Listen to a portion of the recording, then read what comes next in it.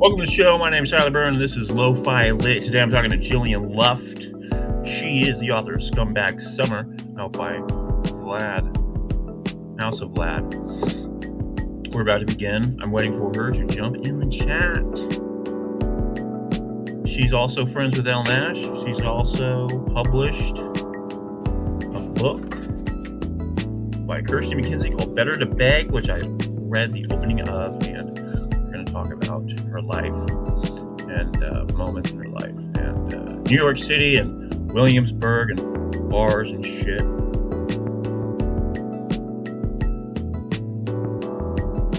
So I wanted to ask you, I was reading the opening of Better to Beg. Yes. You moved to New York when you're 24.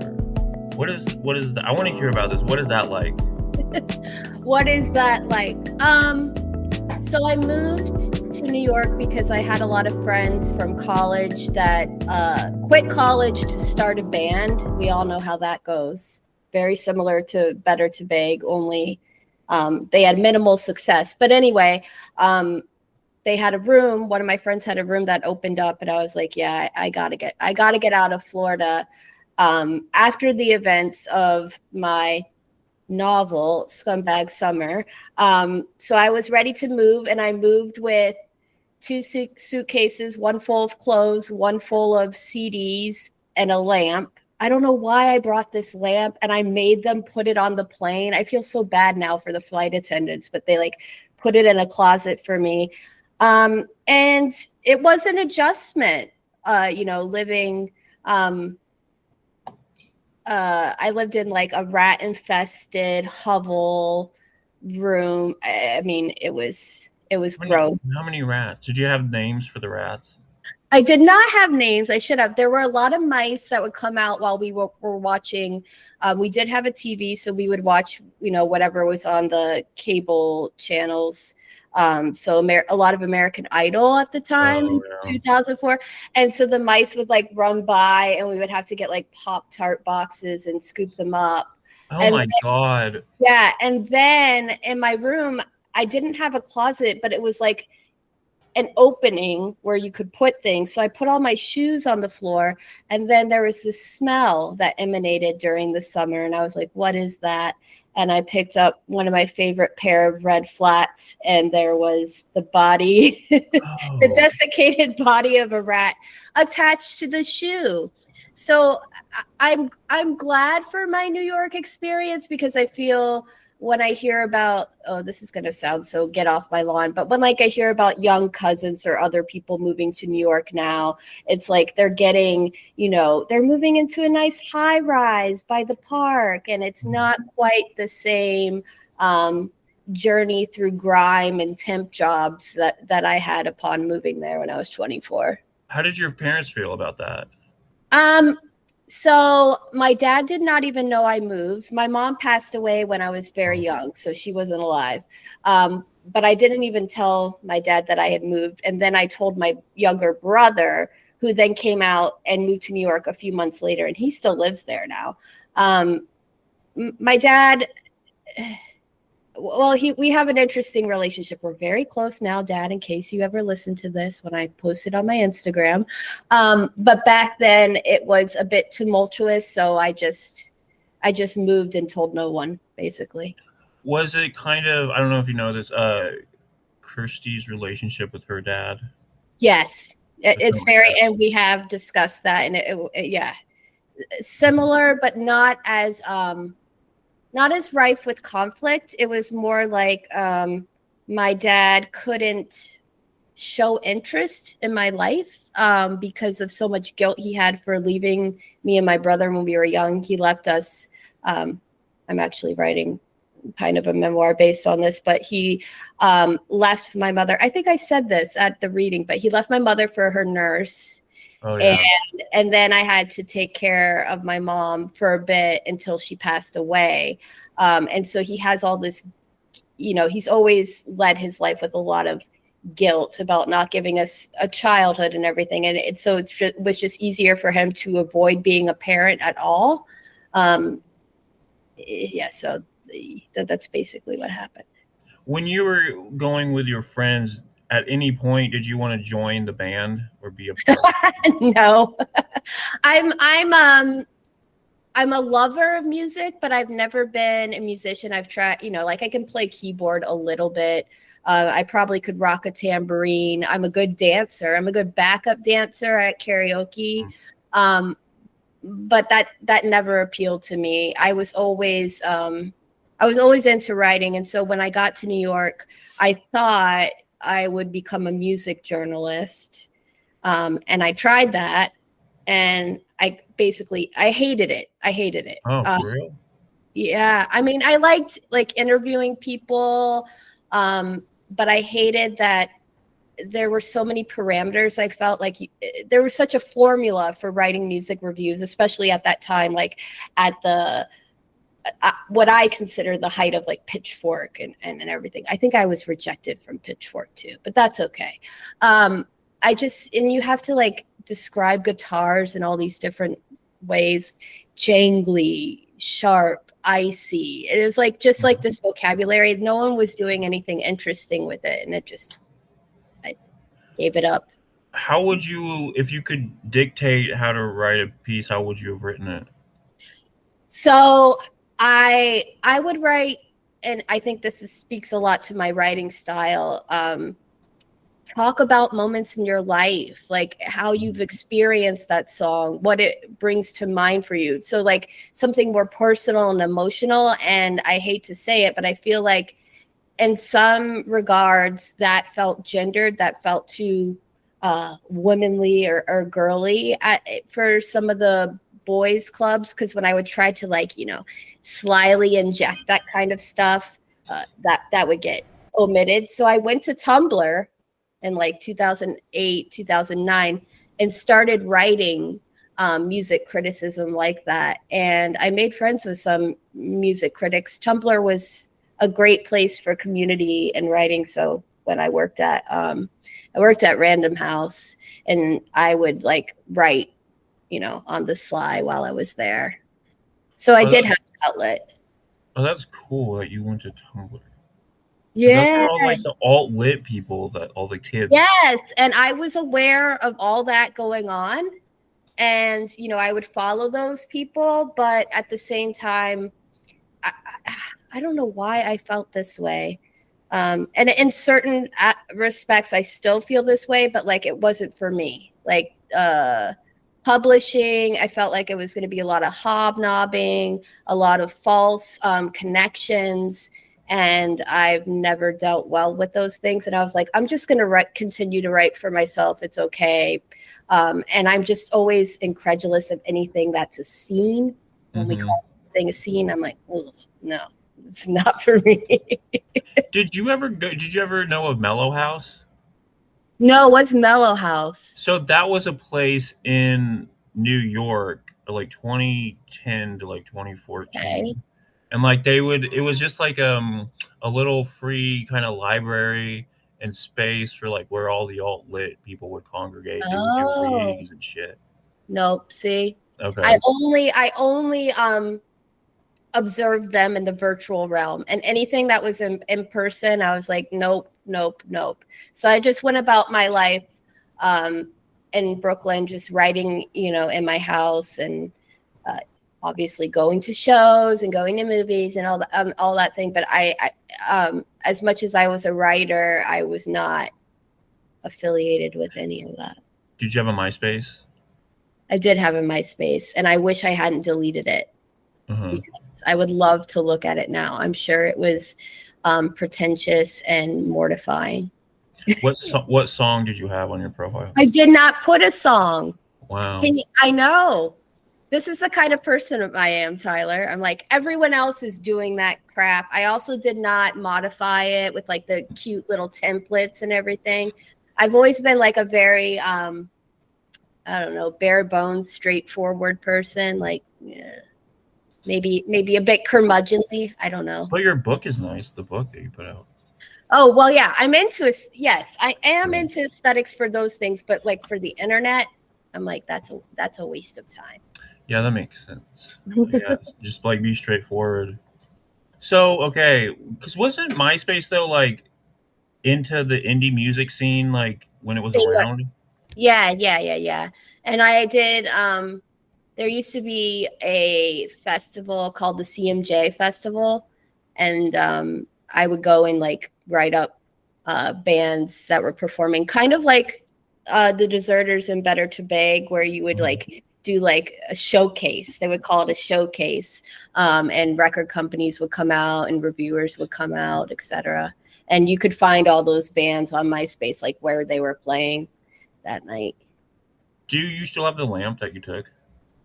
No, I Um, don't. I know. I would have shown it to you if I did. It was like a vintage lamp I got in college. It was like black and gold and had like I don't know what you would call it, like medieval sketches of like, witches and monks on it. And I just was like, this is such a part of my personality. I have to bring a part of myself from home to New York City. So you're part of the music scene, but you felt like you hated scenes. So Yeah. okay. Did you ever go to like other like cultural things? Did you ever go to like a ballroom or like a drag ball? No. Oh, no, I wish. I'm a big movie person, so I would say like, again, it's not a scene, right? Because it's so solitary, even though it's very communal to be in a dark room witnessing art with a bunch of people. It still feels very personal. So I would say that my community space was Nighthawk Cinema in Williamsburg, Brooklyn. And I still miss it. I will go and look to see what they're playing, what events they have, just to feel connected to that still. I mean, I did a lot, I went to karaoke a lot again. I didn't sing that much, but I was always the dancer on stage. I would go to heavy metal karaoke every Wednesday night at Bar Matchless. Shout out Bar Matchless. I wrote down some bars I was trying to find. Oh yeah, I could try to tell you stories about them. There's North Six. Is that a thing? North Six was definitely a thing. I saw the band The Fall there, the punk band. And that night I just drunkenly wandered in there and didn't even have to pay. And it was one of the best nights of my life. So I have a bunch of stories like that. I went dancing a lot. So I was part of like, again, I don't want to be a part of the scene, but there was Misshapes at Dawn Hills was a big dance party, Trash at Rafifi. And I was basically there, every weekend. Looking cool and dancing, but I wasn't like part of any scene necessarily. Did you ever get raided by the police? Yes, not me personally, but I was at a house party in Bushwick. This sounds so Brooklyn, doesn't it? I was at a house party in Bushwick on Halloween, and for some reason the police did show up. And there was probably other times any friends of mine that are, will listen to this and maybe they can tell me, but I feel like that happened a lot, but there was a lot of drugs and alcohol at the time. So it feels like a blur. I remember I went to a party and it was the lead singer of Not a Surf's house. And we thought that was really funny. Did we know him? Not at all. But for some reason we were, doing cocaine at this guy's house. This was my youth. How much cocaine? When I first got to New York, and I am not a big drug user at all, and I don't do it anymore, but it was like every weekend. I had like a big group of friends. Yeah. And then I think my nose actually bled at the Not a Surf. I might have mentioned this in the introduction. Did I? I saw the Not a Surf thing. Yeah, and Better to Beg. And everyone was having a really serious conversation about Darfur while they were all coked up. And I remember my nose started bleeding. And I felt in that moment like such a hideous cliche that I was like, I gotta stop doing this. This is not cute anymore. Did you ever do heroin? No. No. Okay. So cocaine was your strongest? Yeah. Did you ever do Adderall? Oh yes. Yeah. I sometimes I still. Well, are you going to get me to disclose this? Yes, I wrote some of Scumbag Summer on Adderall. Okay. I would hole up in a hotel room and just for hours and hours and hours, and it felt very invigorating. I'm one of those people that's skeptical of drugs and alcohol enhancing art, like that whole romantic myth. Nah, I don't really buy into that. But Adderall can be helpful when you're just trying to like get through the last few chapters, last few pages, make those edits. So I did do Adderall for that. Do you feel like though next time you're gonna have to rely on that again? No. Have I Okay. been tempted? Because I'm working on a few projects now. I do want to, I don't have money for this, but I really do like going to a different space, like the hotel thing. I know Elizabeth Ellen does that too, probably some other people. It is very helpful to just have a space different than your home because you don't find yourself like relaxing into those routines of that can yield procrastination. But I don't think I will need Adderall. I don't. I really wanted to complete my manuscript by New Year's Eve, whatever year that was, 2023 maybe. And I was determined to do it. And so I had to rely on some stimulants to Hal Lynn did that. He got his book. Yeah, that's true. I'm also a big Red Bull drinker. Oh, okay. And like a everyday type person. So I'm very into caffeine. Have you had any kidney issues? No. Okay. Watch out because I had kidney stones when I was like 20. It was like 2013 because I would drink. That's all I would drink was Red Bull. I just constantly would drink it, and I didn't know you could have issues from it. Like Yeah. Gave me kidney stones. So.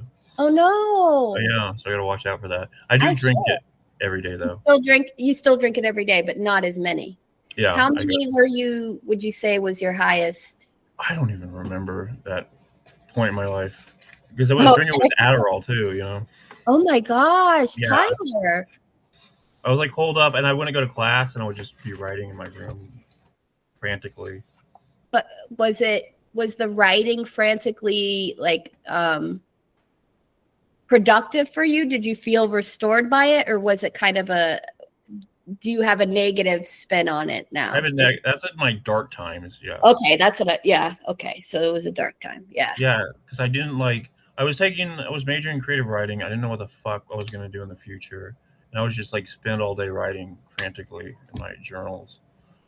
Yeah. It's weird. It's fucking weird. I was at OSU. Yeah. Anyways, so you said you brought up Elizabeth Ellen. What's your opinion of Elizabeth Ellen? You are a little shit stir sometimes. What? No. Okay, let me say this is my honest answer, but it's going to sound diplomatic. I have had good interactions with Elizabeth Ellen. She has published many of my essays.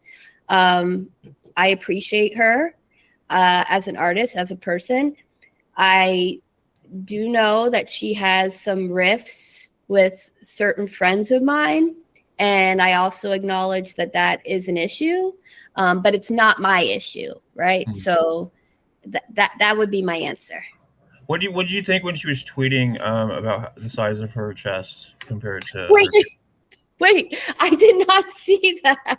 That's what the issue with Ellen Ash stemmed from. She was like, "My tits are bigger than hers," or something. No, I think is that hearsay? That happened, and then Julia Scoria tweeted at Elizabeth Ellen was like, "You need to shut up" or something. Oh, I didn't even see that. Yeah, and then that's why Elizabeth Ellen, I think, took down the Twitter. And I think has gone to sobriety. Yeah, you have all the insider gossip. I don't even know. That's just never come up in any of my conversations about it. But she is an Aries woman. I think she might be a little stubborn.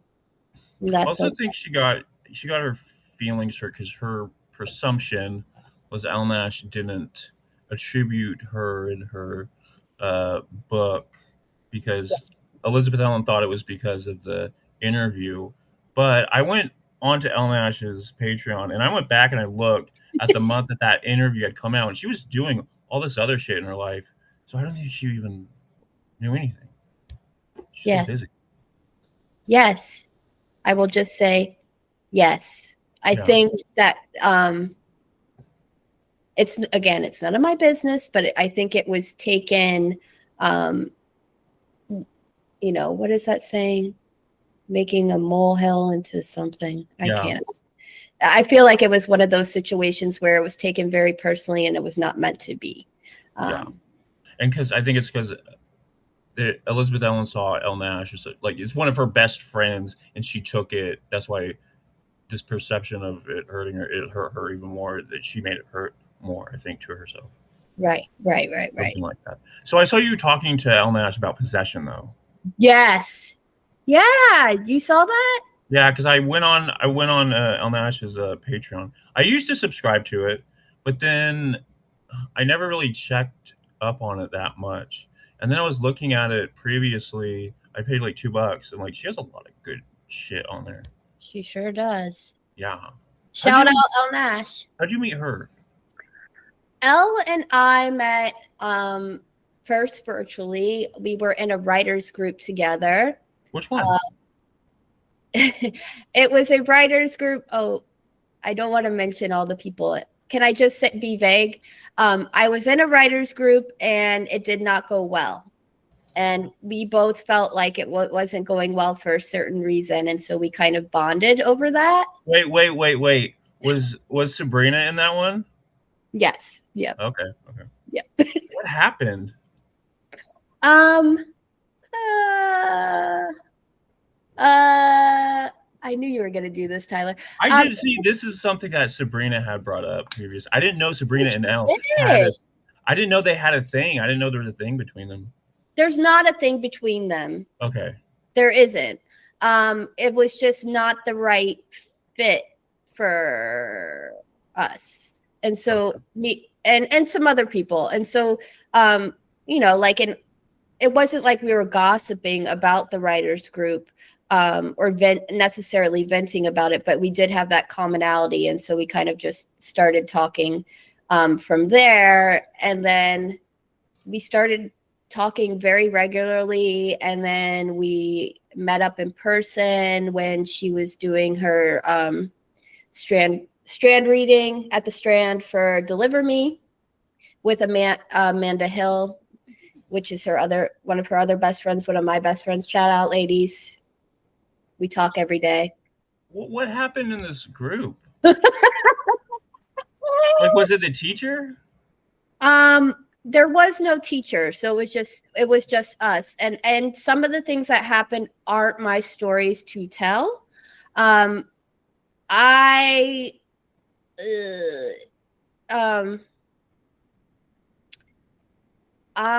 felt at times that it was not as productive as it could be. And there was some feedback where one of my story or part of Scumbag Summer was referred to as a book for white trash people. And I didn't really like that. Yeah. So, but everyone has their different perspective. And so I just tried to, gently educate this person on why I was not okay with that. Some people use white trash as a badge of honor. Because I have had instances where my family has been called white trash in a derogatory way. I'm not quite there yet. And so I just, said, well, it's about working class people. And I think this person also said something about like, yeah, they have nothing else going on in their lives. And that didn't sit well with me. I hate that kind of fucking like rivalry shit that like stems up in like workshops. Like that shit, because like people feel like they got to be better than the other person, or there's some competitive thing going on. with people. It's so fucking weird. Like if you're not enjoying it and having fun, I don't know what the fucking point of doing a Yeah. workshop is. Yeah. Were you paying for it? No, it was just Okay. a collection, a gathering of other women writers. Okay. And it But I went south. and it went south. Exactly. Sabrina didn't say that, did she? Kick her ass. Oh, okay. We'll move on to the next question. What the fuck? But again, I will say, right? Everyone, I don't think it was said with any malice. It wasn't, and that was not the core issue. But that was just like I was just giving you a glimpse because I felt I needed to say something. I'm saying that out of protection for the other stories in the group. But sometimes these things do go south, and it was a learning experience. Sometimes certain interpersonal dynamics don't work out, and that's okay. Well, now I And see why El Nash doesn't like Sabrina. what did you say? Now I see why El Nash might not like Sabrina all that much. Jeez. Anyway, so okay. Had you before that had you done a workshop? Um, yes, I had done a few. I had done one in person for Catapult with Sarah Gerard in New York City, and I had done an online one with Ariel Gore, who's a great writer. So I had done a few, but I had never, and no, I had. And I had done some with like friends or fellow writers or where we would meet up, which is kind of like this one where there was no facilitator. So yeah, I've done a few. Would you teach one? Yes, I would. But I think I need to learn more about promoting myself before I do that. I don't What do you know. mean? I don't I don't know if I'm that great at promoting myself. Don't Like compare yourself to El Nash. She's I'm like not. I'm not. I would never. I actually don't compare myself to people that often, but I'm just thinking about like there are so many good writers out there that have kind of cornered that market that I wonder it's more about thinking about like where we are at currently in the world and the economy and like trying to figure out how much people are willing to pay. Maybe I should just do a free workshop. I did try to promote a workshop. I don't even remember when that was. Was that like summer? In August, I think. And I got a few people to sign up, but I didn't feel like it would be enough. I kind of wanted like 15 to 20 people. So maybe I'll try to do that again because people reached out and said they would like to do it. And I do have a lot of experience in facilitating. I mean, I facilitate workshops for a living. So you do? yeah. I mean, not writing workshops, but I was a teacher and now I facilitate workshops primarily for families, but sometimes for educators on different topics like conflict resolution, understanding the adolescent brain, and exploring our emotions, social emotional learning, blah, blah, blah. Yeah, so I do that basically every night, every weeknight, I'm doing that. So when did you go from the music thing to that? So like I gave the music thing a few years and I was kind of temping.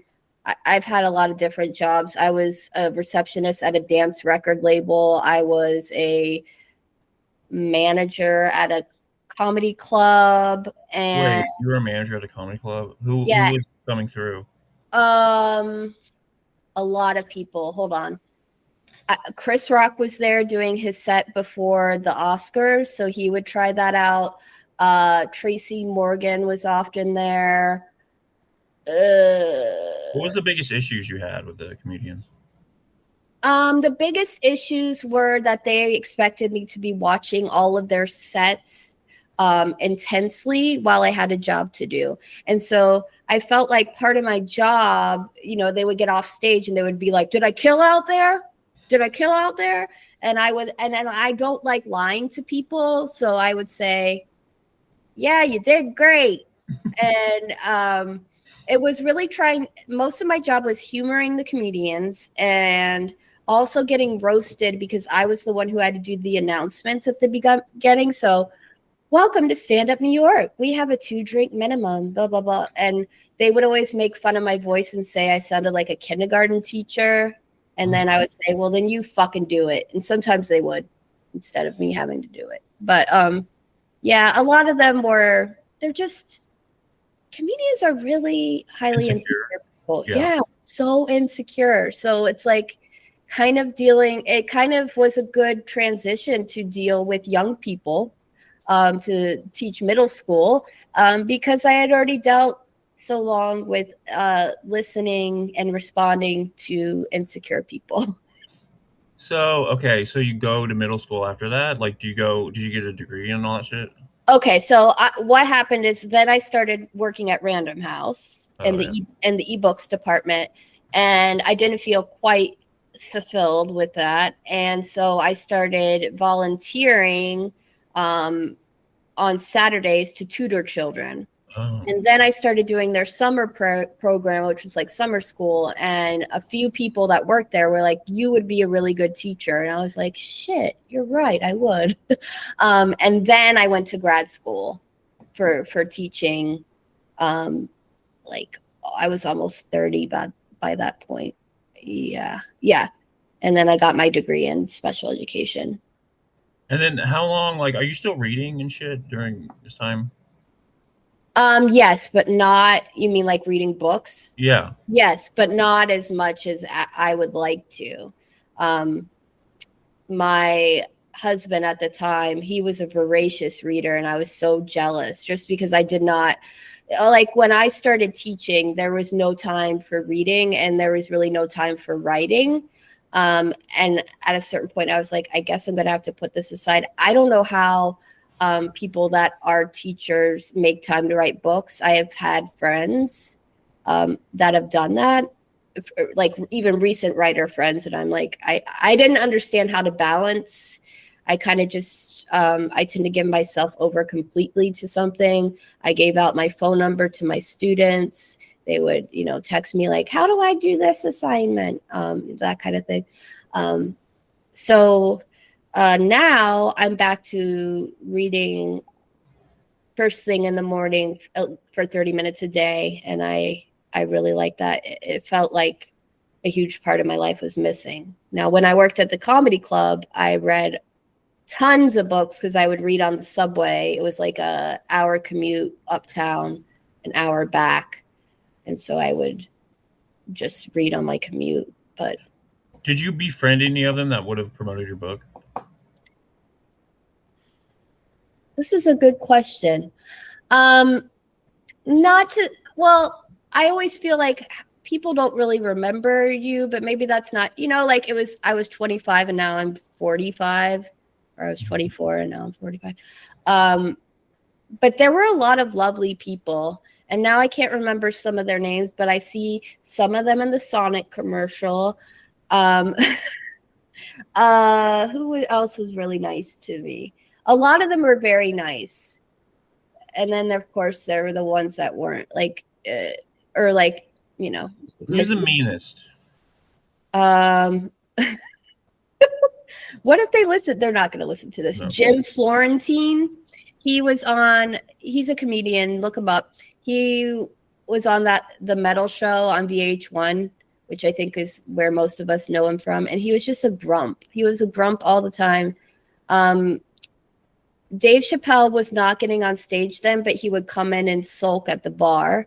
So I think he was going through something, which is fine. And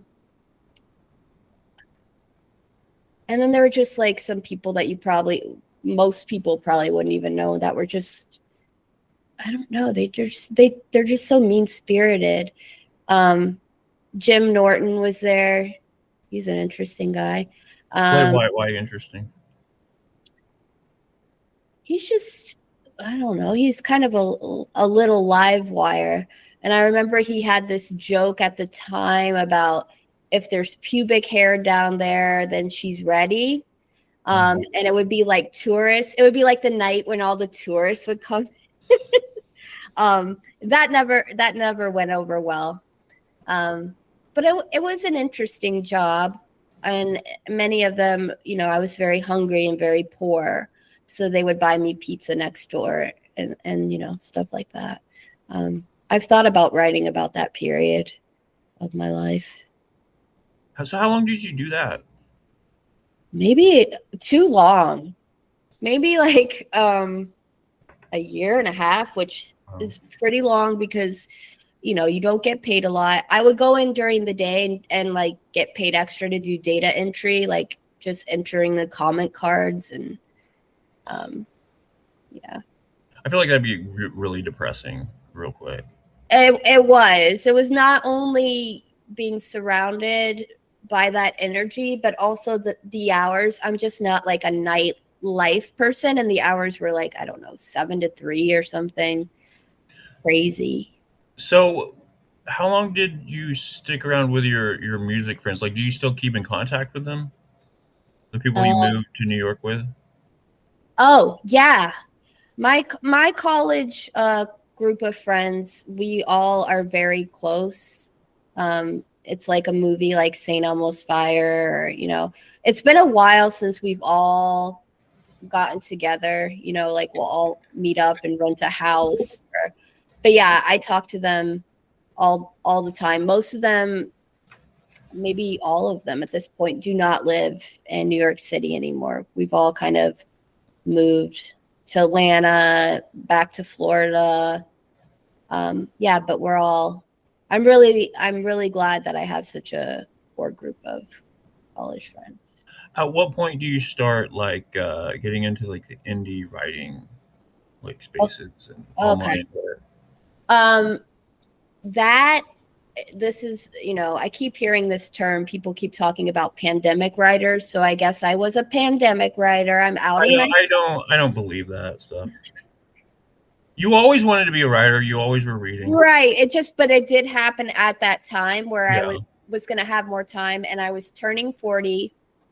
And that was the age that my mom died. So I felt like this mortality rush to like, if I'm going to do this, might as well be now and just put my work out there. So, I had been working on a few stories and I was like, meh, I'm just sitting here. I might as well submit them, and that's kind of how it started. And I don't remember the publication, but one of them was like, are you on Twitter? And I was like, no, and I will never be.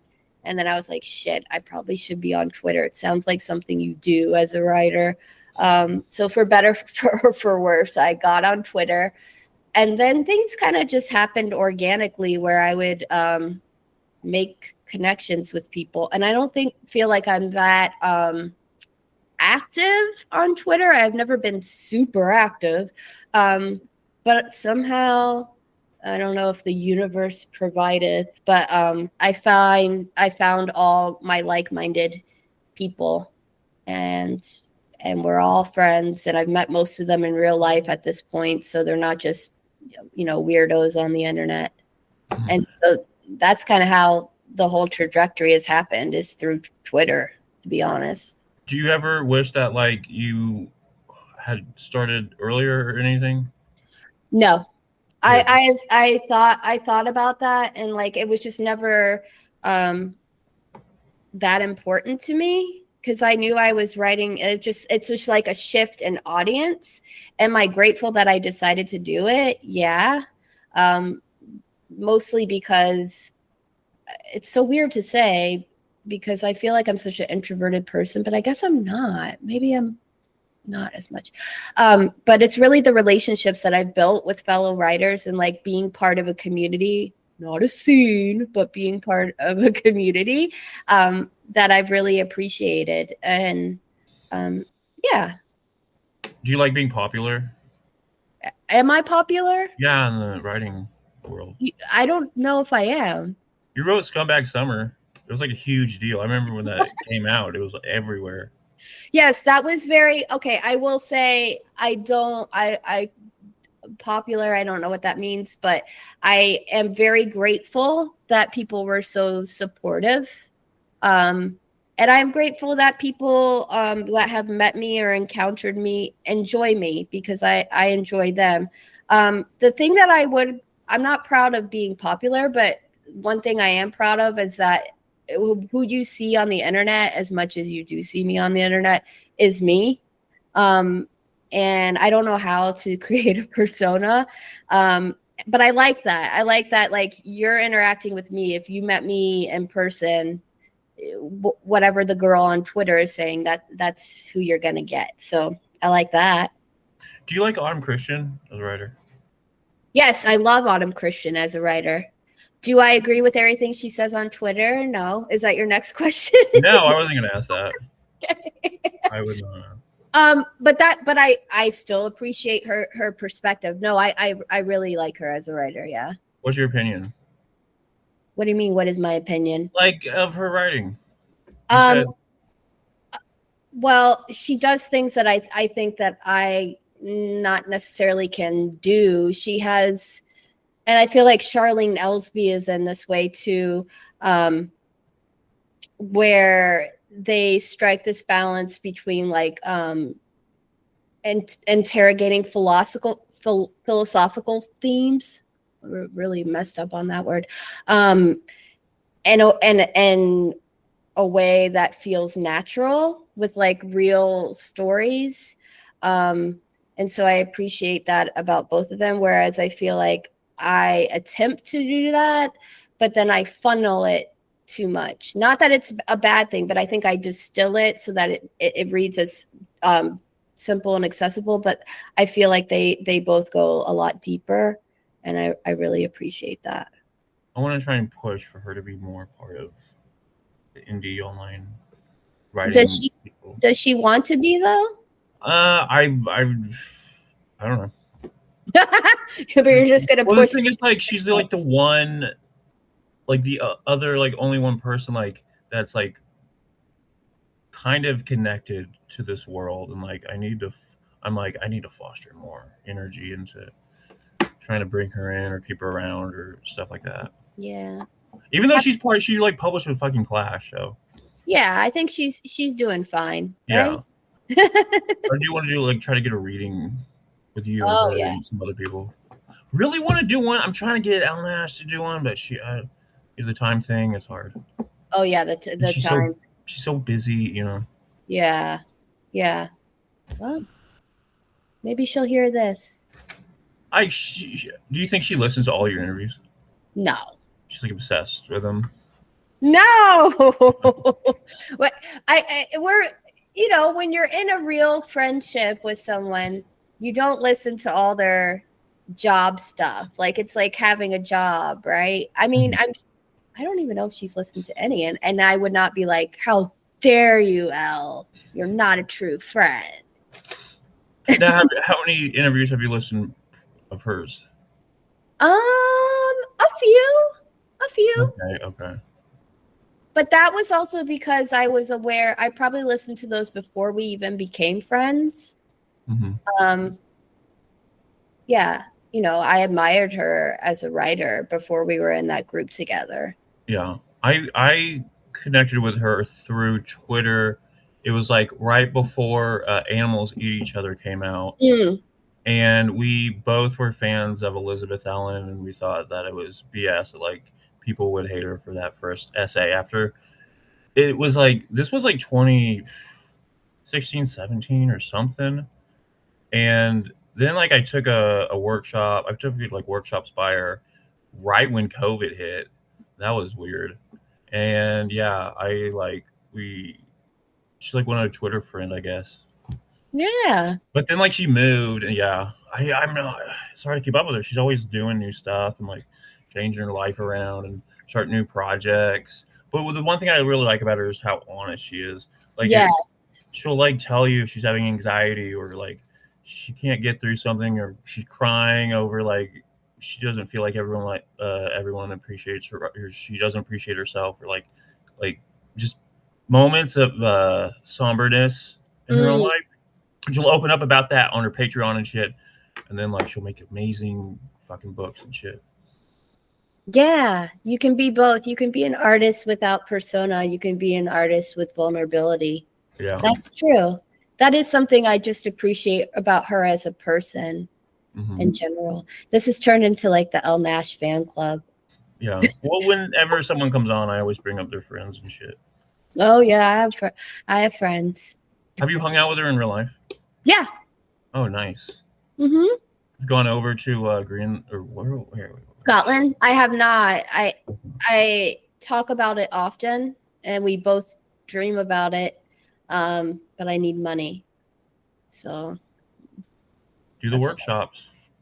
there. That yeah. $100. I think if you did $100, I think people would do it. You think so? Yeah. That seems so pricey to me. I think that's like the most inexpensive price is $100. Because I've seen workshops that are like $350, $450, and I can't afford those. They're too No, high. who can? That's what I'm saying. I don't even know if I could afford my own $100 workshop right now. But I'll try it. I'll tell you how it goes. Just But now promote it. people are going to be like, she's only doing these workshops so she could go see her friend in Scotland. But that's not true. I actually I'm an educator and I love writing. And I love talking to people. So But like, who cares what you're going to use the money for? You know? Yeah, I know. I'm very hung up on money and its place in art. Or Why? like, I don't know. I'm just hung up on money in general. Just like not coming from a lot of money. So then I'm always just like, I don't know.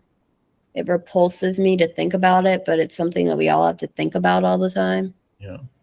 But then you moved to New York, like probably one of the hardest places to live. I know. And somehow I survived. Yeah. I think I lost like maybe 20 pounds when I moved there just because I couldn't afford to eat all the time. Shit. Yeah.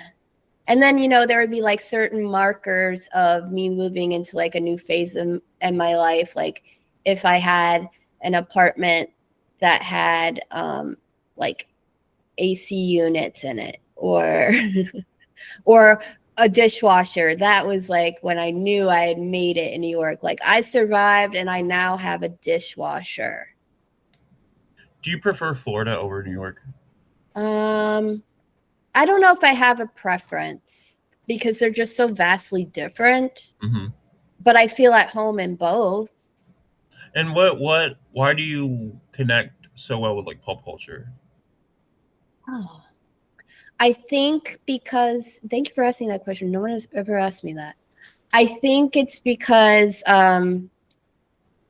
I grew up in a household where there was a lot of like chaos and dysfunction going on.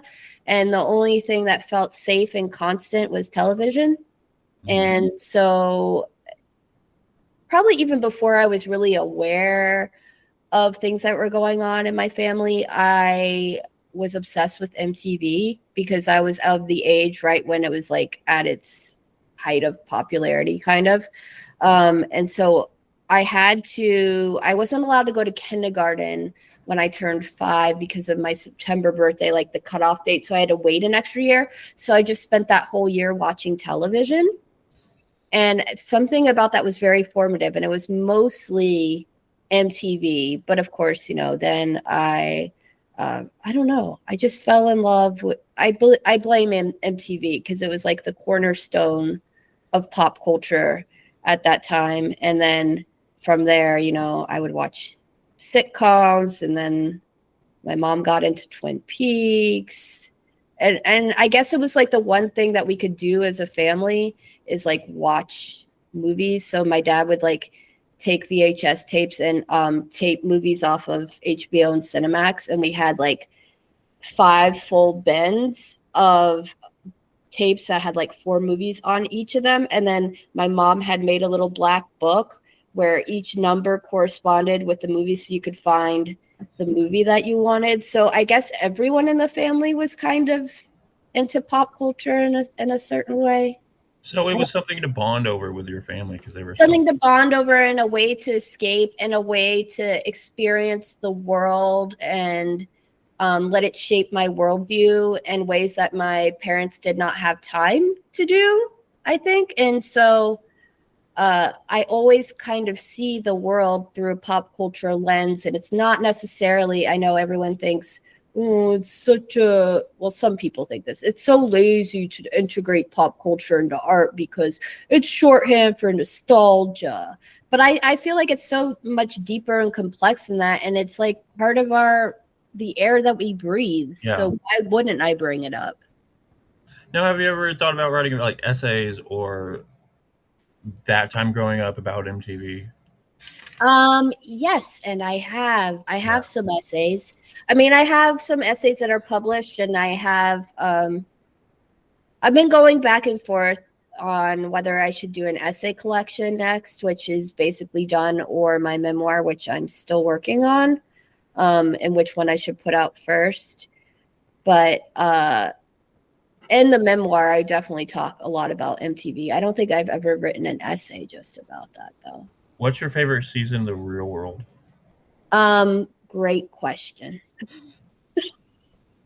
I mean, season 1 is just so foundational because there were no rules, right? And it's probably the most honest and authentic anyone was. And it was just, it made me want to move to New York.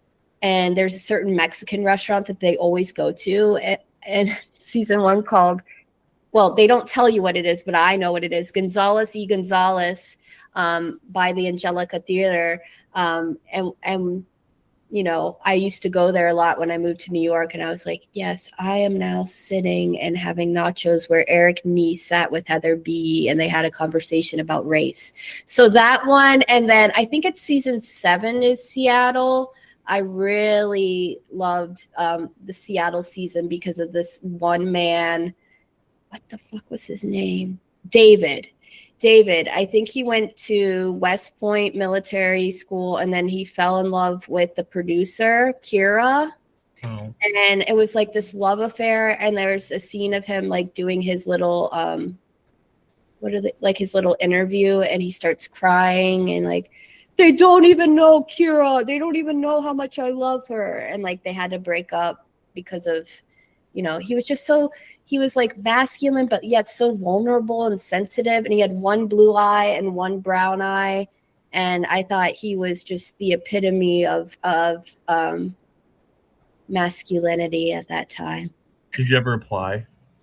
No, but I did buy one of the books about the real world. And in the back, they had like the application, and I thought about it, but I'm not good at performing. And I think you really have to like be super heightened and kind of on all the time. And I would be off reading a book or something or watching TV.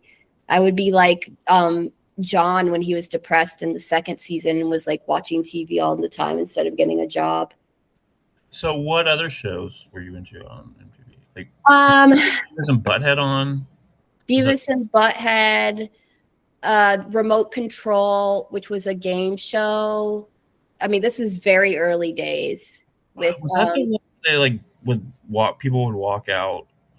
I forgot. That's probably singled out. Yeah. Which was another great one that I also watched. But Remote Control was like this game show where people sat in lazy boys with remotes, and they would be asked just like a bunch of television questions, and like the lazy boys would like come out, like move out into the center. And Ken Olin, no, not Ken Olin, is that his name?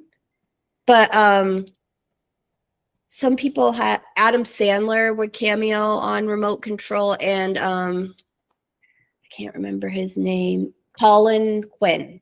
Oh, that's strange. Yeah, it was a strange show, and sometimes I watch YouTube videos of it to go to sleep. I was really into Roseanne, which was not on MTV, but Beverly Hills 90210, Melrose Place, Models Inc., all the Aaron Spelling shows. Couldn't get enough of those. Did you ever write fan fiction? No, I only wrote a story once when I was 13 about killing Kate Moss so I could date Johnny Depp. It was kind of date? They were maybe they weren't engaged. I thought they were engaged, but they definitely dated. And it was a story like using first person, but clearly it was me, the 13-year-old Jillian, stalking Kate Moss at an Anna Sui fashion show, waiting till she got off stage and strangling her.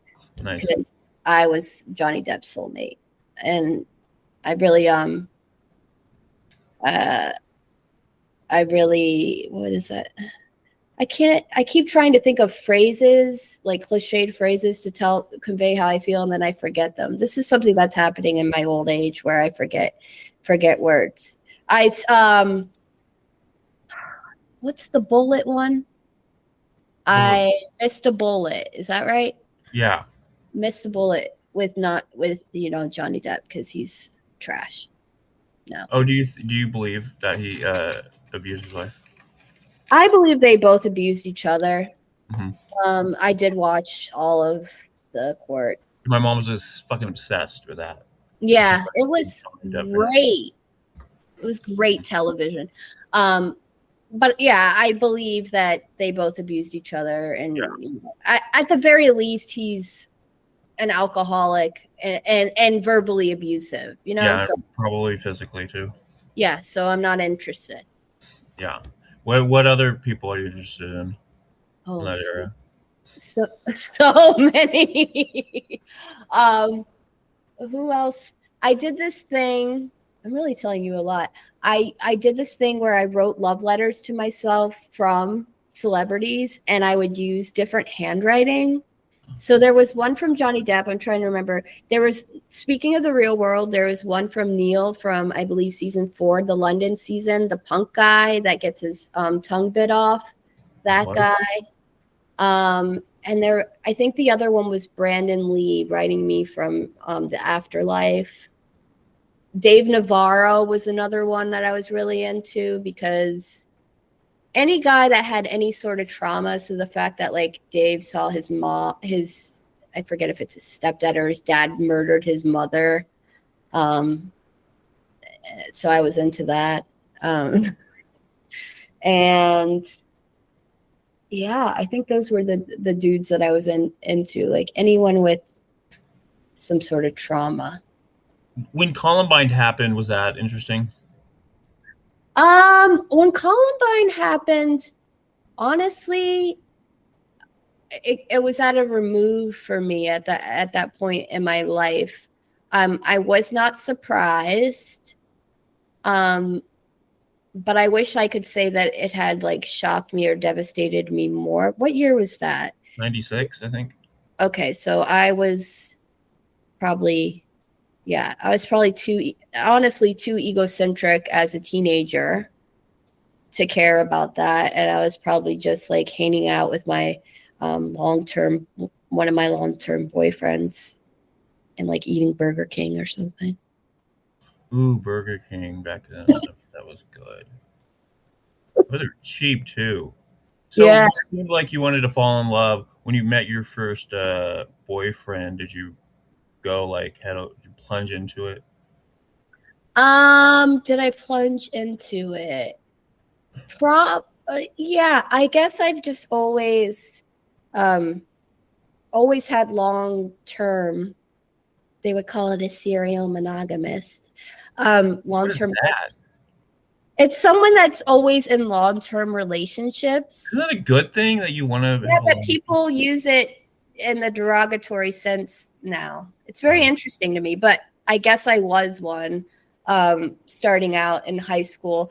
We were very much in love. We spent all of our time together. Eventually, I moved in with him my senior year of high school. He did so many romantic things for me, and then that ended because I guess I thought I had to move on for college. So my senior year, I did break up with him, and I broke up with him on Christmas, and I feel bad about that. Nice, that's hard. But we're still friends to this day. But that probably wasn't the best move that I've ever done. But yeah, I guess love has always been important to me, and I've been fortunate enough to not date a lot of terrible people. Mm-hmm. And so when I didn't have a lot of family support, I think I did get it. It's not like daddy issues necessarily, but I got that stability and that love from the men in my life. I wrote down a question. Now I don't know if I should ask it. I'll ask it. Did you ever have an abortion? Yep. Can you talk about that?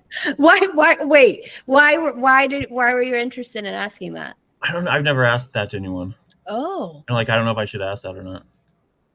I think it would depend on the person. I mean, I'm pretty open about it. Yeah. What happened? When I was 25. So it was in New York. And I knew that I was pregnant because I had a dream about a big white moon out of a high rise. And in the moon, there was a woman holding a baby. And I was like, shit, I'm pregnant. And my boyfriend at the time, who was later my husband, was like, no, you're probably not. But I was. It was not, at the time, I didn't think it was in any way a traumatic experience. Like, I remember I got the procedure and I went home and ate. This is how my life is all about whatever I ate and what I was watching. And I ate Subway and I watched the Whitney Houston and Bobby Brown show on Bravo for hours after. But I've thought about writing about that experience because just being in the Planned Parenthood and observing the other people that are there and just the way that things are dealt with was interesting to me. But I don't know if people care about abortion stories. I'm just another white woman telling an abortion story. Yeah, but it happened in 2005 or 4. Yeah, that's true. People are nostalgic for that. Oh yeah. Did you like Billy Bob Thornton? Not in a sexual way. Uh-huh. No, but it's funny you bring it up because my boyfriend was just talking about how Billy Bob Thornton is still wearing women's jeans. And He does? Yeah. Wow. They fit better. Were you ever a Howard Stern fan? Yes. Yeah. Huge Howard Stern fan, especially the show on E! Like, I would listen to the radio program, but that show, and yes, obviously there are parts of it that are highly exploitative and problematic. You don't have to politically correct yourself. Okay. Well, I loved the Howard Stern show, and I've tried to find it. There are not enough clips on YouTube now. I guess you probably have to buy DVDs of it or something. Oh, I don't know. I remember that show and staying up late and having it on, and then my parents would walk in and then I would turn the TV off. I don't know why. So, what drew you to his show? There was something about his frankness with his guests, even if I disagreed with his line of questioning. I just felt like there was something real happening there. And then, of course, I'm always interested in outsized American personalities. So whether that's porn stars or, random people off the street that he would bring in to interview. To me, it was that's America. And there was something always intriguing about that. It felt like a little circus, like a little late night circus that I got to be a part of. So yeah, that's why I liked it. Did you ever watch Taxi Cab Confessions? Of course. Yeah. Absolutely. Same thing. Yeah, I love all that. Huh? Were there other shows on HBO that you watched? I was a big fan of Dream On, which I don't know if anyone remembers because it was one of the first HBO shows, and it was about, you'll understand why I liked it. It was about a guy that grew up watching television and was obsessed with television. So he would go through his adult life, flickering back to moments where a certain experience happened on television that mirrored his current experience. And it was kind of I don't know, like a single guy navigating sexual relationships. So there were definitely sex scenes, but I was more interested in like the pop culture aspect of it. And then I watched, like all the shows that came out. Oz was a big one in the 90s. Did you watch the rape scene? Was there just one? I feel like there was more than one. No? I went back and I watched Oz when I was older, and I was like, well, because I was like 4 or something. My parents wouldn't let me watch it, which is probably right.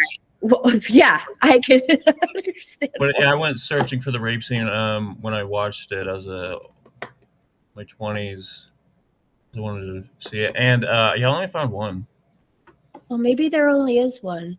I mean, I definitely remember it, but I haven't seen that show since I watched it. Whenever that was, I don't even remember what year that was. Basically, I've seen every show. Well, maybe that's not true. I was a little too eager to find that scene. Oh no! Wait, what? Wait, did you go back to watch it because you remembered it from your childhood, or was it like? I wanted to see that. I wanted to see that scene. Honestly, I want to see this show. But how did you hear about it? Because I couldn't watch it when I was a kid. Okay. Yeah. Yeah, because my parents. Makes sense. Yeah. I remember when I was like preteen teen, that show Real Sex, and I'm like, oh, let me see naked people, and then it was like the people you did not want to see naked. Yeah, it was definitely very much a docu-series that was trying not to be exploitative. There was that other show, Cat House. Yeah. I loved that show. Mm-hmm. And I've recently had to interrogate my love of that show because then I watched, maybe it was on A&E, but there was like an expose on the Bunny Ranch, which obviously I knew that it was not an inclusive place where these women were full of joy and belonging all the time. But I definitely ignored that when I watched it as a teen. But yeah, I remember for me, like your rape scene in Oz is me watching Blue Velvet because it was the only movie. My parents let me watch anything, but it was the only movie they wouldn't let me watch, which I guess at 6, I probably shouldn't be watching Blue Velvet, which is when it came out. But then I saw it and I was like, so what? By that point, I had waited too long. So it lost I love that movie, but it lost all its taboo luster. Were you ever confused like sexually and thought you might be gay? I think I am bisexual, and I just don't talk about that a lot. Why? Because I don't talk about a lot of things on the internet. Okay. Are you afraid? If you get to know me, then you would probably know that. I know some people are very into putting their identities out there in the public sphere as like the first thing you see. And to me, I'd rather you just get to know me. Yeah, and I'm not sure when that came about. I guess maybe I remember really crushing hard on Ozzy Argento and Rose McGowan at the same time as a teenager, which is funny because they're both Virgos and I'm a Virgo, and they were both part of the Me Too movement, and then they both became problematic. Something for me to unpack there about those two. Wait, what did Rose McGowan do? Well, she's just difficult, I guess. That's her issue. People think she's difficult. Why? And I don't know. Probably because she speaks her mind. I thought she was a good one of the good people. I think she is, but I think she turns people off. What I'm just going based on like the social media conversations, which you can't put a lot of stock in. Were you were you a Saturday Night Live person? Yes. Did you watch when that lady shaved her head? What lady? Sinead O'Connor. Oh, yeah. That lady. I did. Yeah, I watched that almost every night because my parents were huge. As I do not watch the show anymore. I haven't watched it in maybe like 7 years. Okay. That's pretty recent. Yeah, I kept up with it. I don't think I'm missing anything, though. What was your favorite season? This And is did a you good. go? Did you see it live? No, I Damn. saw Letterman live. Oh wow, cool. Hillary Clinton was the guest, so Ugh, I know. what a disappointment. And I don't even remember if there was a musical guest or not. I think it was just It was she was probably the only guest. it was probably just her because she was a big deal. Right. And then I went to Applebee's afterward in Times Square. I'm a huge Applebee's person, and it was terrible. So it was just a night of like minor disappointments. But it was great to be at Letterman. But I'm trying to think about my SNL. Probably the date, maybe like the Dana Carvey years, like whenever the not that the church lady is my favorite skit, but like those years or the like the Eddie Murphy years. I'm not like a Will Ferrell, like those later seasons. They're fine, but I'm not that into it. It's not for me. Any favorite Simpsons episodes? No. I mean, I liked The Simpsons, but look, I saw that little Yeah. surprise on your face. I like them fine. But I don't know, like I know the basics, but there's just way too many fucking episodes of that show. And I probably stopped watching after, I don't know, 4 seasons. I don't know. I feel it is a little bit overrated, but people love it. God. Yeah. And I hate Seinfeld, just so everybody knows. Nice. What's your favorite like late night? Late night show? Yeah. Was it Howard? Yeah. Okay. And Letterman, of course. Did you ever like write a TV show or a movie? Did I ever write? Yeah, I've like written treatments. I don't want to give away the ideas because I might still put them out there for movies.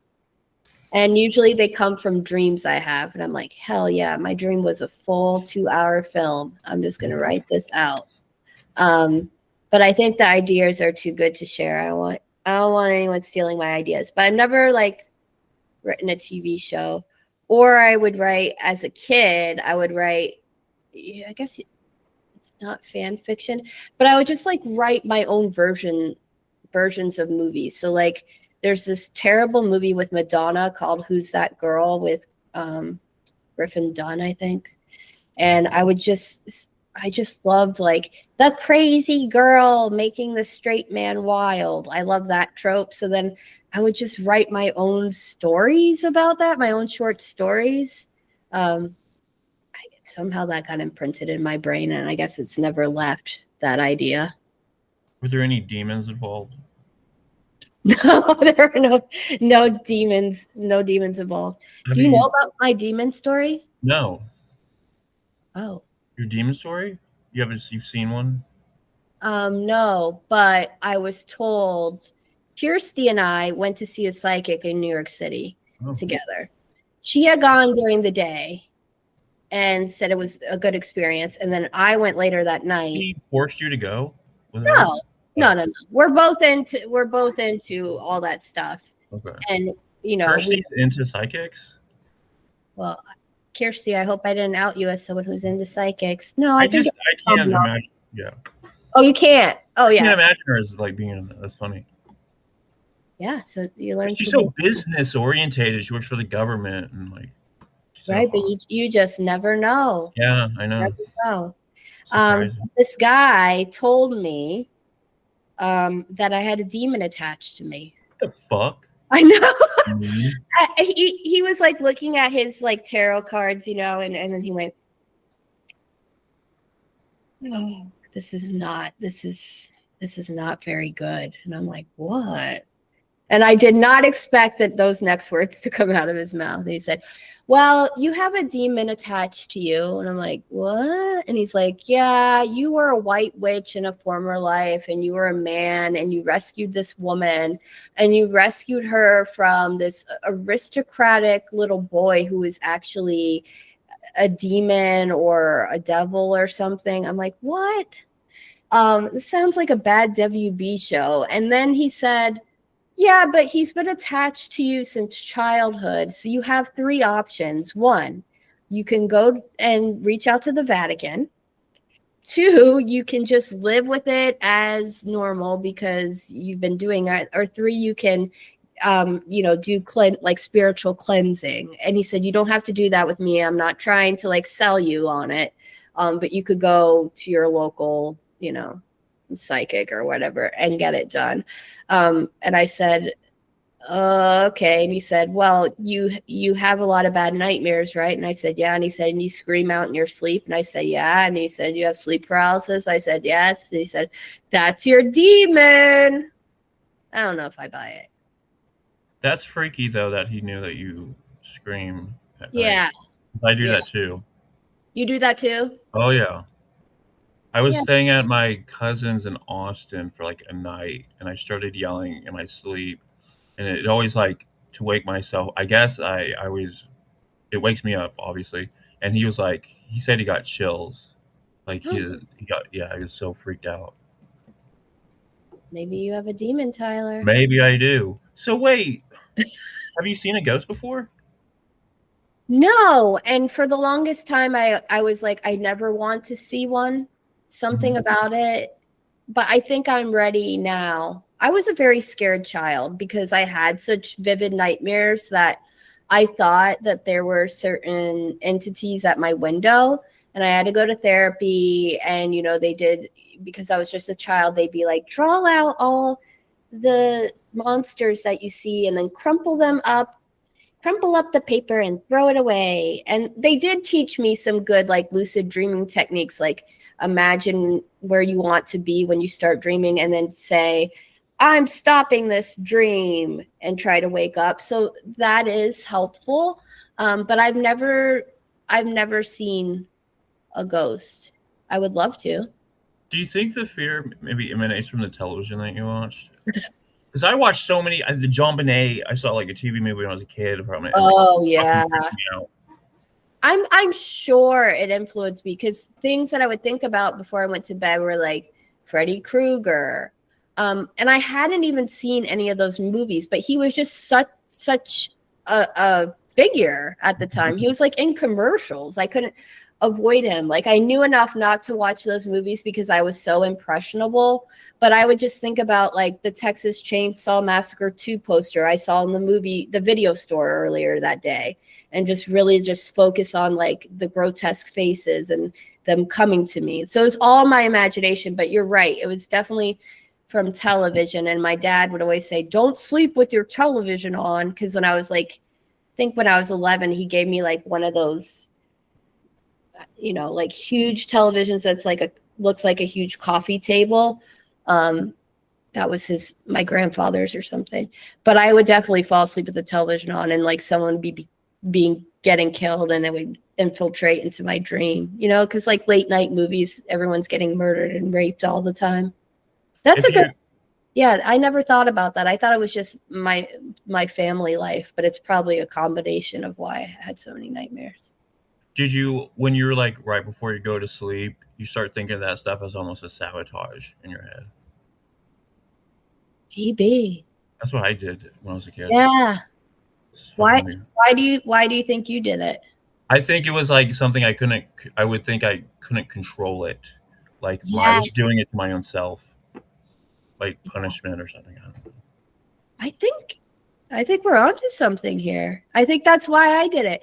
I'm very much into control, and anything that feels out of my control, maybe I thought I could control it by giving it my own narrative, but then it became too overwhelming. Wow, we landed on something. We landed on a truth. We did. Maybe Ellen Ash attached that demon to you. She didn't. It's been there since childhood. Oh, okay. She's a witch, though. I believe she has magical powers. I believe she does, and I believe that Amanda, Elle, and I have manifested a lot of positive things for ourselves as our little, in quotes, coven. Do you really believe in that? You manifested? Yeah. How does that work? well, this is a very long conversation. I don't want to keep you all night. But manifestation is really just the process of it's really just like brain science and the neurons in your brain and making new and positive pathways by imagining possibilities. And I do think there is something to the energy, the mental and psychic energy that we as individuals, I know this sounds so woo-woo, but puts out into the universe. I think when we share positivity, when we affirm it, when we envision things for ourselves, yeah, we're not going to be rich and famous or whatever the fuck. Who cares? But you can make shifts in your life that feel positive. What do you mean shifts? Like, incremental shifts. Okay, so I think I've told this story already, but who cares? No one listens to everything. Like I put out in the universe through a moon water spell that I wanted to get this new apartment, and I got it like 2 days later. Yes, maybe it was luck. Maybe it was that they didn't see that my credit was as poor as it actually is yet. But there was something about just putting that energy out there. And I would say the same with like Amanda and I wanting like healthy romantic relationships. And now we all three got in them at like almost exactly the same time. It'd be like a week later, a week later, a week later. And so far we're still in them. And that was just because of like, supporting each other through like, let's not do these toxic, unhealthy things anymore with people. How do you cast a moon water spell? It was very simple. You wait for the full moon and then you put it out, and it could be a special bowl. You could do a little blessing. You could say a little affirmation. The thing about like this magic stuff is that I think people get caught up in like the minutia of like the tools and the things that you have to say, but really it's just like whatever works for you as ritual. And I mean, maybe I just got the apartment, but I like to think it was my little. Have you ever summoned like an ancient like spirit? No, I haven't done any of that kind of like seance-y stuff. I mean, everything that I've experienced has been super minimal. Like I had a dream about my bathroom cabinet in my apartment that none of us could open in our daily life, our waking life. And then I had a dream about it. And in the dream, I was able to open it. And I was like, woke up and went to the bathroom cabinet and I was like, wait, maybe it opens that way like it did in the dream. And that's how I got it open. And or like a dream where I went to Subway, of course, and ordered a sandwich, and they told me they were out of provolone cheese. No, they were out of Swiss cheese, and they only had provolone. And later that day, my husband and I were on a road trip home to Florida for Christmas, and we stopped at Subway. And what the fuck did the little Subway sandwich artist say? But we were out of Swiss cheese, but we have provolone. And I had told my husband about that dream earlier that day because I was like, God, that's so fucking boring. Why would I dream that? And he was like, holy shit. Mm-hmm. So I think I'm in the very early stages of harnessing something that's probably not at all practical or interesting. But what do you think is going on there? I don't know. Cool. Do you do Reiki?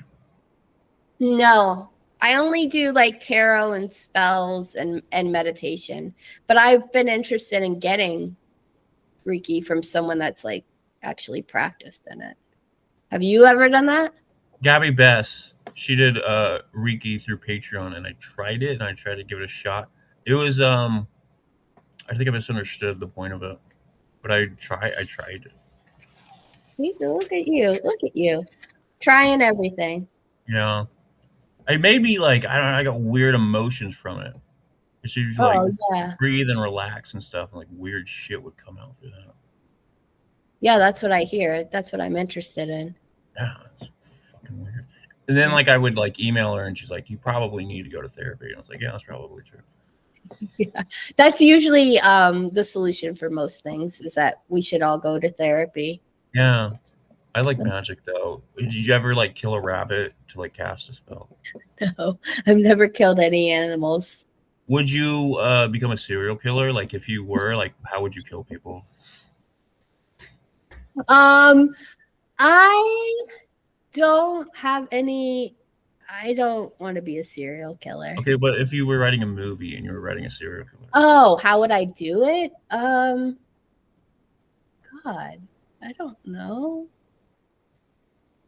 Get back to me on that because I would want it to be really creative and like I feel like we all know the methods. There's like the, uh removal of the skin. That's the most interesting. Or like I would want my person to have like a certain calling card that's like really elaborate and really artistic like decimation of the bodies. Nice. Wow. I don't know what shape that would take. That's why I have to think about it Do you have more. any tattoos? I do. I have tattoos. Okay. How many? Not many, but I do. Cool. Are they like a dog or something? No dogs, but they are. I'm looking at them. I have like a skeleton hand holding a wilted rose on my arm, and then a bee on the other arm for Applebee's. Applebee's? You're a big Applebee's? Yeah, I don't. It's just like it's probably that is a nostalgic thing. Okay. Did you work there? No, I just went there a lot when my mom was in the hospital, so Oh. I think it goes back to that. But I do still go there from time to time, and then I have like skulls and panthers and a thigh tattoo that says "Scumbag Summer." What's your opinion of Jennifer Ostovich? Oh, I love her. Okay. At first, I was like, it took me a while because I was like, what last name is he saying? No, I love her. She's just so warm-hearted, which that we can stereotype and say that that's Canadian, but I think it's just her. I love her writing. I love everything about her. You don't think she has a violent streak in her? No, Tyler, where are we going with this? Why? Why do you think she has a violent streak in her? I think she's a very nice woman. I think maybe it's a front and maybe she's very secretly violent. I think that's your imagination. Yeah. I like to imagine nice people as secretly. Oh, really? They have secret So is that skeletons. what you asked me if I was a serial killer? Because I get told I'm nice a lot. No, you're pretty. Okay. You're a hardcore punk. Oh, I think you're partying too much. I'm what? You're like partying all the time too much to be like a killer. I'm not partying at all. No, back in the day though. Oh, back in the day. I'm not now. I stay home like 6 days out of the week with my dog, and that works for me. I don't need. How was divorce from your guy and then the move? The divorce was very affable. We still talk almost every day. For real? Text, yeah. Wow. I mean, I'm not saying it wasn't hard or it wasn't painful, but it was not full of conflict by any means. And then the move was, at first I was in Gainesville and I lived in an apartment that was like, at first I felt really good about it because it's like, yeah, I have a starter divorce apartment. You're supposed to live in an apartment that kind of sucks. But then, I would come outside and walk my dog and there'd be used condoms next to cans of Faygo. And I was like, maybe this isn't the right place. And then there was like unhoused people in an encampment at the cul-de-sac. And then that's fine. But then they would come out and wrestle on the grass. And there was like domestic violence happening. And it just got too much. And I had to say goodbye to Gainesville. Oh, okay. That sounds like Gainesville. I don't know why.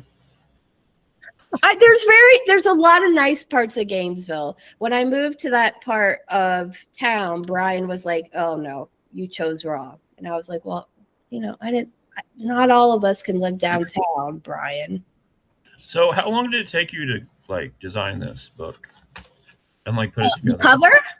Yeah, but like the printing and because it's really nice. It's very Oh, nice. thank you. Well, Brian, we're collaborators in a lot of ways. So he helped with like the interior of the book and the formatting of the chapters. And then I worked with Tex Gresham on the cover, and I just kind of sent him my vision by sending him a Pinterest board of, artifacts and photos from that time period. And then he created that. And I was like, this is perfect. Yeah. And I had a little bit of idea of the color scheme, etc. But yeah, Brian and I tend to collaborate on most of these things as we're working in tandem, Sweet Trash and House of Vlad. So do you just like take the text and like put it into a thing and it makes it? Yeah, well, kind of, but there is like a lot of like labor involved. But yes, it does go. But I think I don't want to speak for Brian. And I can't text him right now. He's at work. But I think there's he does it in an unorthodox way, if I remember. Like he actually does it in a more labor intensive way than other people. I don't think he uses a certain program, and now I can't remember what it is. Like he manually does it like every kind of, yeah. Like, what do you mean? I can't remember. He designs it himself, like the wording and the spacing. Well, I think so. But there's like a program where you can do that easily, and then he does the other one, from what I remember. But as I've said, my word retrieval abilities are fading as I get closer and closer to death.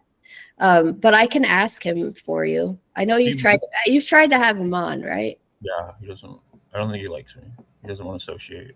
Maybe he wants to keep his secrets, I think he's a very busy man too. Yeah. And yeah, he's just a busy man. He's like a big wrestling fan. Have you gone to a wrestling event with him? We were at the same one. That counts. What do you mean? You go to wrestling things? Yeah, I went to Royal Rumble. When? Whatever year that was, where CM Punk's arm got hurt. 2023. It was in Florida. That's why I was there. Okay. Did you know the people? Yeah. Do you watch wrestling? Yes. I haven't watched it. To be honest, I haven't watched in the last year just because I haven't had time, but I like check in, on social media to see what's going on, and I can keep up with what's happening. Yeah, I mean, that's not the primary reason, but that's part of the reason Brian, Ellen Ellis, and our friends when we found that out about each other. Did you go to the WWF New York? No. You didn't? Oh. Sorry. Why not? Because I was in a relationship with someone that didn't really care about wrestling, and I had no friends that liked wrestling. Oh, man. I know. Damn. There are a lot of writers that like wrestling, Elle Nash included. She has seen it. Yeah. She's not like hardcore though. She doesn't watch like every week. I don't know. I haven't asked her. I know. I'm. You know. She's watched SmackDown. She used to watch the back episodes of it. Oh, okay. Yeah, she's more in the '90s stuff. I feel like the '90s have had like an influence on you. On me? Yeah. That is the case. Are you saying just 90s wrestling? No, 90s culture. 90s. I would say 80s too. But yeah, that makes sense. Probably a mixture of both. Yeah. What do you think of Claire Hopple? I love her. Yeah. Love all these people. I loved your conversation with her. I haven't finished it yet, but when she was talking about like doing choreography to music videos, that was me too. That was another one of my passions. I thought I was going to be a backup dancer for Janet Jackson. Did not happen. I didn't really. How far did you get? Not far at all. I didn't pursue that shit. I just thought they would discover me in my bedroom, I guess. I would make all my friends like do dance routines with me. Are you going to go to AWP? Yeah. Are you and Claire going to choreograph something together? I doubt it. I am doing a reading, co-hosting a reading with Alexandra Naughton and Carolyn DiCarlo. Ooh, interesting. They've both been on my show. Where is that going to be at? I can't say yet. I was invited to something by Jennifer. Oh, I was too.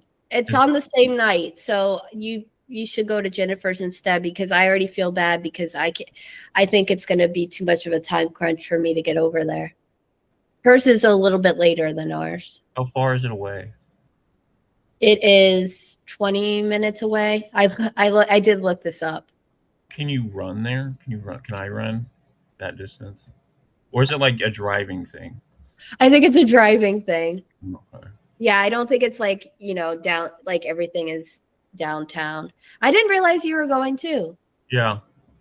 Fun. I've never gone to one of those, and I was able to afford it this year, so. Yeah. I'm not going to the main AWP. I'm just going to offsites. Yeah, also, my family lives nearby, so I can. Oh, that's nice. But they're 40 minutes away, so I don't know if I'm just going to stay at a hotel for the first few days. I haven't planned what I'm going to do with the last few days. Oh, so you're there for a while. I'll only be there Friday through Sunday, and I have a lot of things on my plate, like stalking John Waters. That's all I want to do is find John Waters. Oh yeah, he's going to be at the main thing. He is, so I am going to find him somehow. That's all I want to do. Are you a big fan of whatever their name was? I forgot the fucking drag name. Divine? Divine, yeah. Yes, huge. Yep. Did you watch her eat shit in that movie? Yeah, of course I did. Okay. Would you put that in your movie? I mean, I don't know. It would have to have a point, Okay. I feel like his point was like, we're going to show the filthiest thing we can think of, meaning John's point, and he achieved that. So, like, what else could I possibly achieve with that? I would have to think of something else. When did Alexandra Naughton approach you? I think you brought us together. You were kind of the matchmaker at the reading. Nice. We started talking. But when did she approach you to go to the AWP event to read? Around that time. Oh, for real? Wow, she's planning ahead. Yeah. So, have you met Carolyn DiCarlo? No. Nice. Well, I look forward to meeting her. You can listen to her podcast. That was interesting. Oh yeah, I didn't know she was on this podcast. It was earlier on, yeah. Okay, I'm gonna listen to it. I know it's good that she's still involved with the community. Yes, yeah. All right. Well, who's your favorite wrestler? You're not gonna like the answer, but it is CM Punk right now. You mean of all time or like current? Either. Well, I like CM Punk. Why do you think I wouldn't like that answer? Oh, I think it's because one time I talked about my love of CM Punk and DT Robbins made fun of me. So maybe I just assumed public opinion was CM Punk sucked, but maybe it's just a preference of DT Robbins. And I took it to mean like, oh, I guess I have poor taste in wrestlers, but I will stand by him and champion him. He has charisma. He speaks his mind. He has good stage presence. His Hell in the Cell fight with that stupid guy with the beard whose name I can't think of right now because, again, I have bad word retrieval, ruled. And then my favorite wrestler of all time, of course, is Macho Man, Randy Savage. Macho Man? Okay. Come on. Wait, the Hell in the Cell with what is that guy's name? He has two names. Seth Rollins or Drew McIntyre? Drew McIntyre. I don't like that they made him champion. Who? Drew McIntyre is like the champion. Yeah. I don't like that. It's bullshit. Yeah. CM Punk will have his day, and he will be champion. He is champion. CM Punk is champion on Raw. Yeah, but we need him to be Like, The champion of champions. yes, that's what I'm trying to say. When did you start watching wrestling? I guess you've always watched it. If you Yeah, because I was a kid. So, it really got me at the height of those good old days of Hulk Hogan, you know. What did You you think could, about Chris Benoit? huh? What did you think of the Chris Benoit stuff? Who's Chris? He murdered his family and then murdered Oh, himself. yeah. Big fan. Yeah, I love him. Me too. All right, I guess I'll let you go. What do you think of Vince McMahon? He sucks. He does. He sucks. Did you read the lawsuit? No, I didn't read it. I started that suck. documentary on Netflix and then I never finished it. It was like, you suck so much. Yeah, I should read it though. The lawsuit's fucking gross. It's gonna make me angry, right? Oh yeah, it's terrible. It's beyond gross. Yeah. Well, I don't want to end on that note. I gotta end on. I know. Well, you could edit out before that. Okay. Have you and Kirsty gone to a band event, concert? No, we haven't. Damn. I know. Have you gone to a hockey event with her? No, but I would love to because I would love to witness her fanaticism. Maybe she might feel like subconscious around you and like tone it down. No. I think we're good pals. We're good pals. What did you and Alexandra Naughton bond over? Pop culture. Yeah, what's her favorite stuff? TV. Okay. She's watching Mad Men right now, as everyone knows, because she's posting about it on Twitter. Have you been in Be About It press? No, but she asked me to be in, and I'm not going to make the deadline. What's the deadline? I think it's January 30th or January 31st. Yeah, I asked you for something. You still haven't sent me. I know. Send me something. Okay. Send me like when you were 13, writing those love letters. Oh yeah, I wish I still had those. I don't know why I threw them out. So, what was the last spell that you cast with El Dash? It's been a while. We did an abundance spell a while ago. Guess what? It didn't work as well as I wanted it to. I don't believe the money stuff. You don't? Works. No. Because that's what Gabby Bass would do a lot of the time with her Rikis. And it's just positive thinking, I guess. But that seems a bit more stretched. It's like when you're feeling, desperate. You turn to a money spell in the hopes that, hey, maybe that'll help. No disagreements between you and Elle? Nope. Okay. You're cool. All right. Yeah, I've never had any, but if I have disagreements with people, it's like we obviously know how to deal with conflict. Well, you do because you're mastered in that. Right. I guess that's true. Do you teach people the process of it when you're disagreeing with them? Yeah. Oh, when you mean people in my personal life? Yeah. No, because that would feel like really pedantic and obnoxious, wouldn't it? Okay, let me just de-escalate this situation. Yeah. This is what I learned during. No, I don't do that. Okay. So how do you de-escalate? How do you listening? I think people don't listen to each other enough. If you just sit and listen to someone, you don't feel the need to interject and interrupt and play devil's advocate. That could go a long way. Mm-hmm. Why are you smirking? I've never done that before. Like devil's advocate? I've never played devil's advocate. So how do I register that I've listened to someone? You show that you listen by paraphrasing, by validating what they said, by asking follow-up questions. I mean, you do all these things on the podcast. You're a very good listener. Okay. But like if someone's in the heat of the moment and they're, I don't know. I feel like I can't even, I'm not going to get into Twitter, but everyone on Twitter could really do with some listening skills, but I guess it's not conducive to listening. It's just conducive to people talking over one another. How do you feel about, I guess I'll let you go here quickly. I just have a few other questions. What do you think about the guy that got shot? Oh, you mean As in this weekend? Yeah.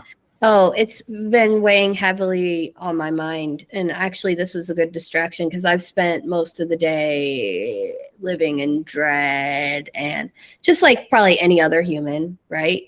I mean, I guess there are some people that would disagree with me, and that's fine. But I'm a human with a soul, so I think we are all feeling that, right? Angry, devastated, feeling hopeless about it. Yeah. I was not in a good headspace earlier today, and I was like, I got to do this pot, but I knew I was going to do it. I was like, I can't get out of it. It's like, it's not, I can't make myself a victim of what's happening. So I was going to show up here, and it actually was a great distraction. So thank you. Yeah. So what was the dread coming from that, like? Well, how political do you want me to get?